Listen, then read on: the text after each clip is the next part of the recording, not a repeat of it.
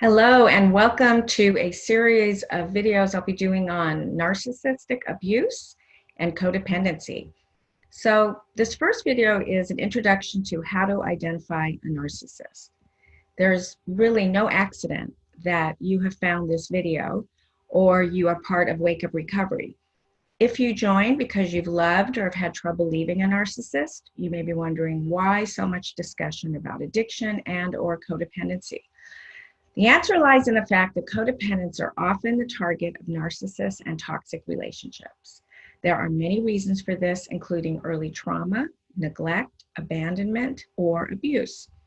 Often, when you grow up in a dysfunctional family, you pick what you know, which is often unavailable, toxic, abusive, or narcissistic partners.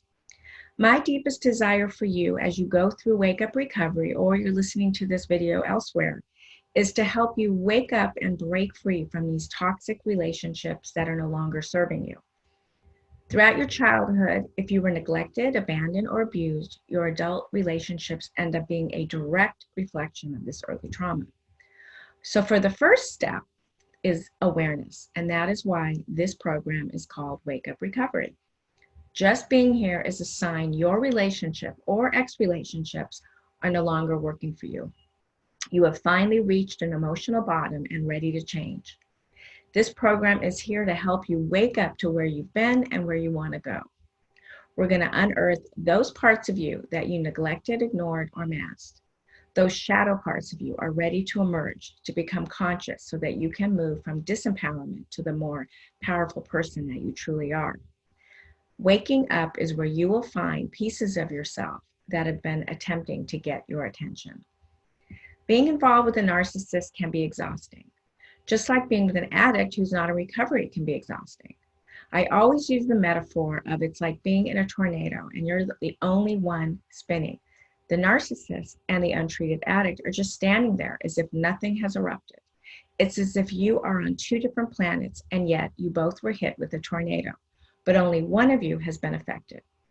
First, we must know what a narcissist is to get clarity as to whether or not you are or have been involved with one. The Oxford English Dictionary defines a narcissist as a person who has an excessive interest in or admiration of themselves. The following are typical traits of a narcissist. Narcissists create a false facade of appearing as if they have high self-esteem. However, underneath, they are insecure, resulting from their own early wounds. They do not own up to these wounds and live life from an illusion, believing if they appear attractive and secure, their true insecurities will be hidden away from everyone else. Narcissists are master manipulators. They're great con men or even con women, acting as if they're truly into you, making you feel special, but in reality, it has nothing to do with you. They're actually manipulating you to get their needs met, and once they're met, they begin the steps of discarding you, especially if you don't agree with them and do what they want.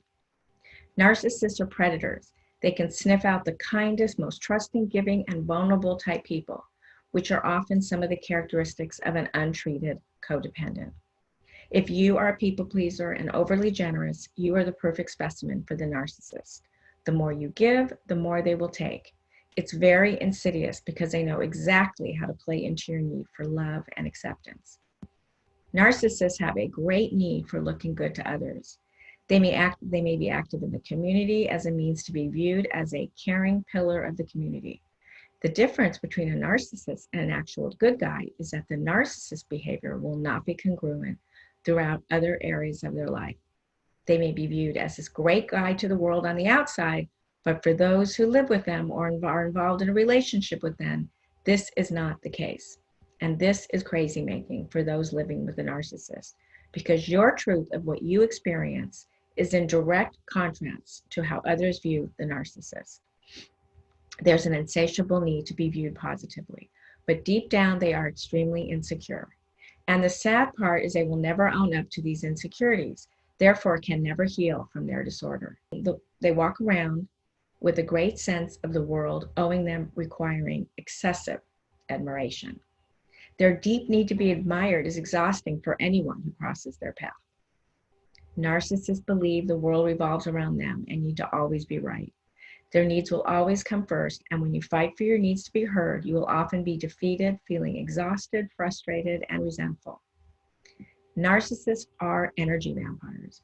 The more energy you direct towards them, the more they take, never feeling you are giving enough. There is no balance in exchange of energy. They are always the taker, and the codependent is always the giver.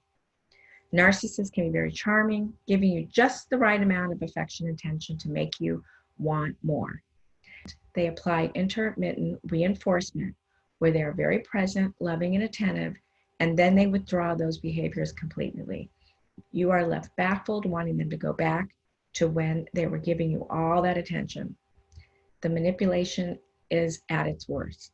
You find yourself chasing them, which is exactly what the narcissist wants.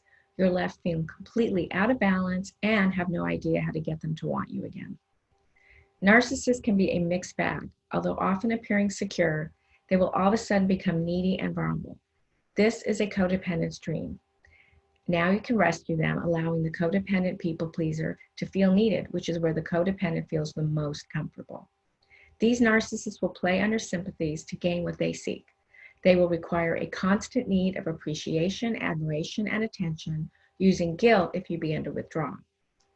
If you can relate to these characteristics and feel just exhausted, isolated, and no longer living your authentic self, you are most likely being abused by the narcissist. You deserve to receive genuine love and respect.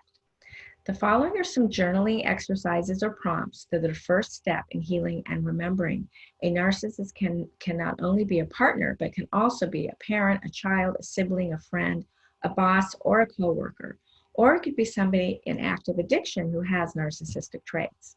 So the first journaling prompt is, do you feel understood and acknowledged by your partner? If not, what does that feel like? Number 2, do you have difficulty setting boundaries? And when you do, your partner doesn't respect them. Number 3, is your partner's behavior congruent in that it appears the same in public as it does at home? If not, what are the differences? On a daily basis, do you feel happy, joyous, or serene, or do you feel anxious and depleted? Explain. If you could, what would you change about your relationship to feel more secure? In the list of characteristics above, how many resonated with you in your relationship? Explain. I know being involved with a narcissist can make you feel crazy, so be as honest as you can when journaling. There is no shame, no blame, no judgment while going through these questions. Journaling serves many purposes. It allows for toxic energy in your energetic field to be released, and it connects you to your higher self, which is where your guidance system resides. When you get in touch with your authentic self, confusion will be replaced with clarity. Making a commitment to journal is a great example of expressing true self-love and self-care. This is the best way to begin connecting with your greatest desires.